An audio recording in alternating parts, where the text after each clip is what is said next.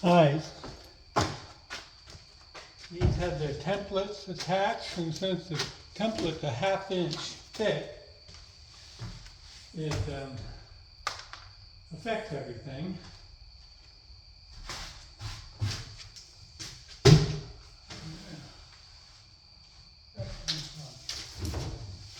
Alright.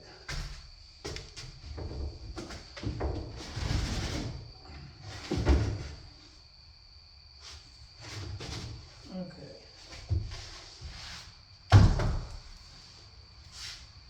Oh, it came from that template I made up there. I'm trying to figure out where all this dark depth came from. So, I just built this wall up above me.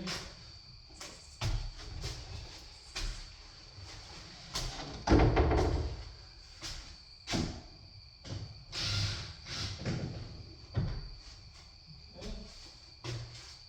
All the dust is hard to find the screws.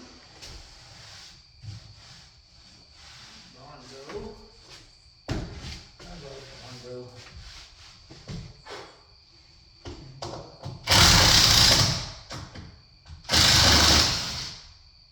All right.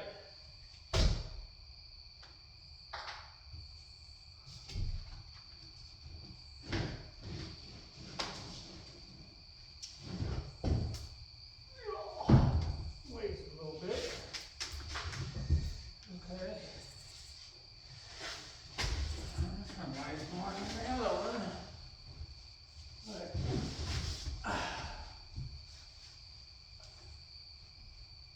Oh, perfect. Perfect. This is above the ceiling. All right. Get this template off here. Oh, crap. I put these down with Phillips. I hear these chinging around the laundry so often. Cause I've been getting hot. Right.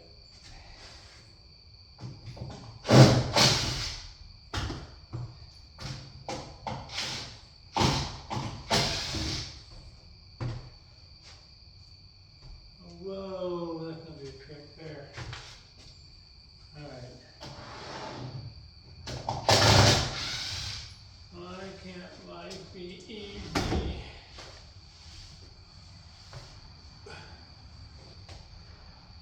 Does look like it'll fit. Alright. Well, I gotta make sure I don't break this damn thing.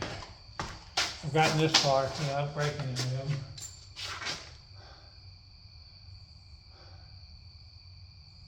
Right? Oh, I didn't sand that one. Okay, I'll sand it later. Let's see. I don't know what to do here. Right.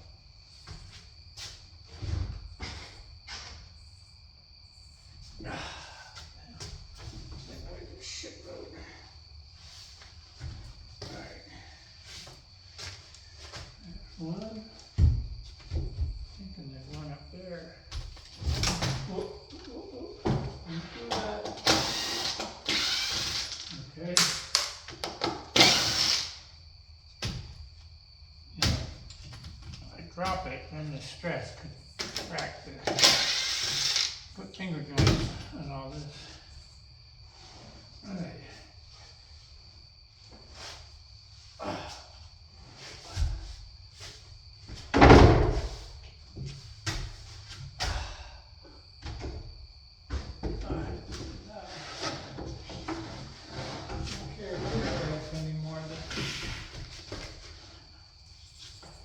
I had one too of them break when I tried to move them. And then glue them back up and looked at my gluing. Hey, I'll just go into the powder.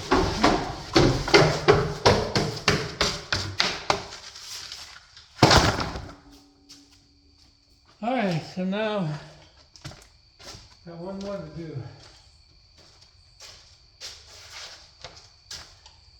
That 1/2 inch throws everything off. So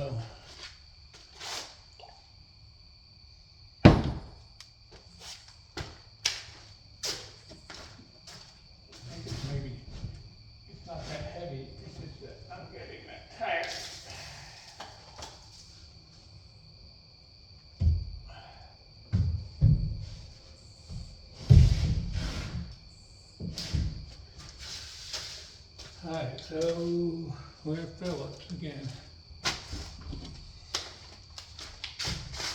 Yep, wrong tool. There we go. Phillips.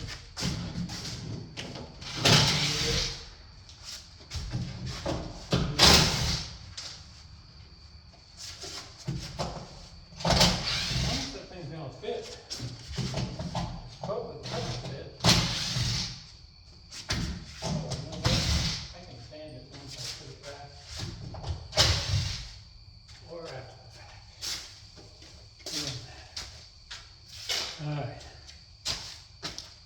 This is a template that broke originally on me. The first one I made, and the first one that broke. Let me go.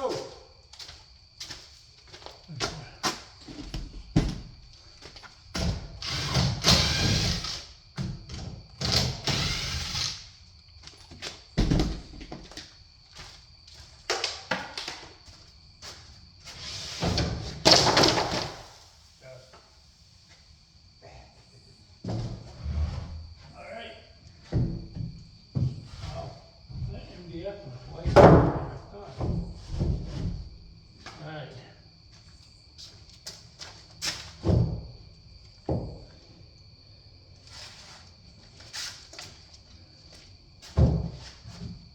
Alright. Y'all can't see this. I'll bring it around once I set this into place.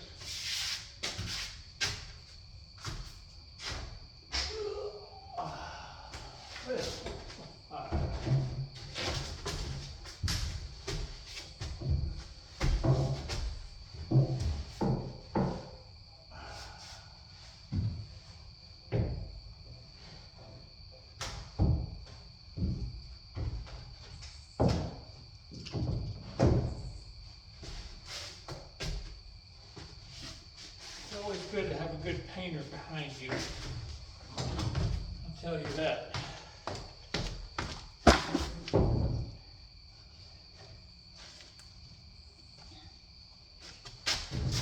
Not real happy with that. I got a twist on this thing, which is not a big surprise. Oh, that's why I want to sand it, because I want to sand it while it's in place.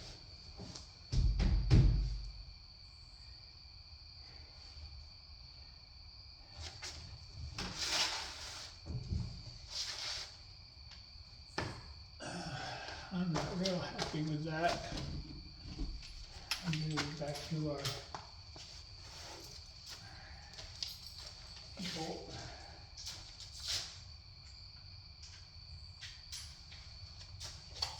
Well, let's see how it looks after I tighten it down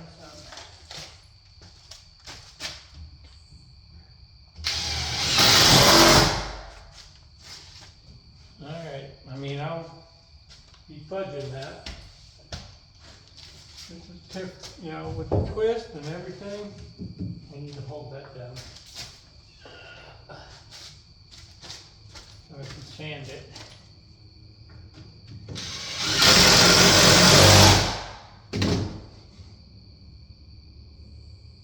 Okay.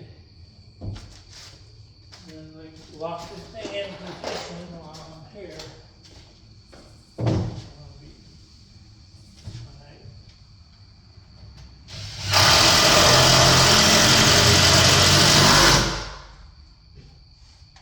Alright, we'll see what that looks like. I can always move it.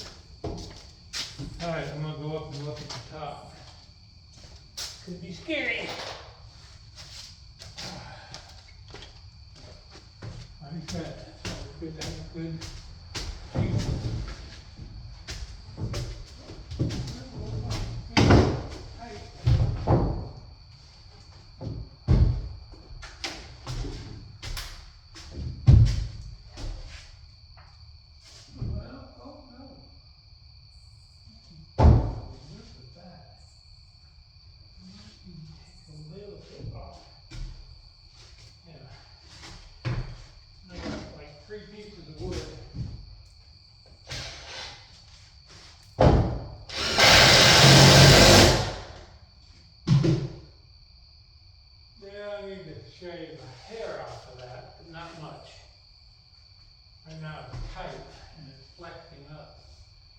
gap right there.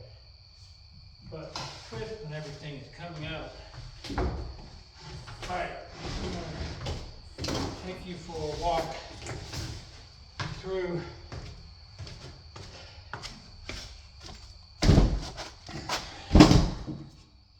thought that was going to kill me. Alright. Alright, so bad fit. Professional will fix that. This seems to work good. I've got to miter this in, put a end cap on. You know, the last one I did was a double funky offset miter. This one's just a straight miter end cap. Well, I'm gonna let them paint it, and then that'll be when I deal with it. I mean, we'll have to sand and putty and do some strange stuff there. This is good fit here. All right, so here, if you look, it's got a pretty good gap there. It's down tight right here. It's got a teeny gap here. It's right there, screwed down, so I can take a hair off of this and it can get caulked off. All this will get caulked off because that's what the painter does. Well, I'm pretty happy with this. I'm debating what I tried. I think I'm too tired to make this work. I only got one piece wide enough to do this. Here it is. I need to make it work. I mean, that one's narrow, so this is all the lumber I got left over. I mean, I have to cut. I mean, I got a lot of material. I mean, you know, this is the problem guesstimating. Because I still have to make, I have 1x material for this down in the basement, but this I have to cut. And there's a waste factor cutting it out of the curve. And then I have to make that bottom. And I'm not sure exactly how I'm going to make it, considering it's only half of one, but it has to mount to the wall. It has to be like a 1 3/4 inch clearance for your fingers here. And how do I bolt it and mount it to the wall? Not sure yet. Okay. Yeah, I think I'm going to call it tonight. I think I'm at 50 hours for the 4 days. And they're stressful. I mean, you know, my brain has got to work overtime sometimes. But you see these little cuts here have to fit. This little cut here has to fit this. And then I had to make the template that fit it. I did that first, and then I cut it, and then got a little overhang. Got to sand this and router the little over round and make it nice and smooth. But this will be ready. The painter doesn't come in that early, so I can finish this. This part won't get done till next week. I mean, my brain, oh. We'll take a look at, excuse the mess. The cleanup guy broke his hip at his house, so when I heard about it, I was like, oh shit. Not that I have anything, I mean, I'm just a worker bee. But this is the gizmo I use to follow the wall and cut the template, because I wanted an overhang. And then here was my original. This was a trick. It's figuring out this angle, because originally the stairs were supposed to go just down that way. But the problem is, if you did this landing here and you added this many steps, I'll show you. Where the hell were you going to be? I mean, we've cheated it as much as we can right now. These 2 steps are cheated out into here, but add 3 more steps, you were going to land out here in the middle of the doorway. We've had our share of challenges on this job. So, like this switch right here is supposed to light this light right here. Well, it goes down to that stair down there. And that light wire goes up to the switch above. So I've got to cut into the sheetrock, rewire that. I've already had to go through, and you see how I have the baseboard cut in this big room. There were 10 baseboards, 10 receptacles, none of them at the same height. And I come out of the concrete with a flexible metal conduit, so there was no adjustment per se to where I could adjust. See, this is what came out of the concrete here. And so I had to figure out, I had to do like this. I had to go in and figure out where to cut it with my little Dremel up above the floor, put a 4-inch box in there, and this thing called a mud ring, which goes on this box and then has this receptacle. That's why I did that, because they wanted to add the switch to the disposal there. So here we are. We pulled this new conduit. I was able to fish this conduit down through a finished ceiling and everything, and we pulled this wire for a 30 amp what they call speed oven, kind of like a microwave on steroids. So they had these 2 wires. They had 2 of these wires here, right? Well, the problem is these wires aren't big enough to run a stove. You got a 50 amp stove, and these can only run 30 amps. So now I got to take this 70 feet of wire that we pulled here, 70 feet of wire that I pulled here, which will be nice because I'll take it home and use it in my shop. But I got to upgrade to a 6-gauge wire so we can pull the 50 amp circuit. So the customer bought a load of wire there, and we're ready to pull that. What else craziness going on? When I first got here a little over 2.5 years ago, she wanted a hearth for the fireplace, but she wanted it floating. So I built it out of cardboard, and it wraps around here, which then in the dining area, which is now like the spray booth right there, got a shelf that wraps around here symmetrically to this, so when you walk in the 4-foot wide door, this Emmy,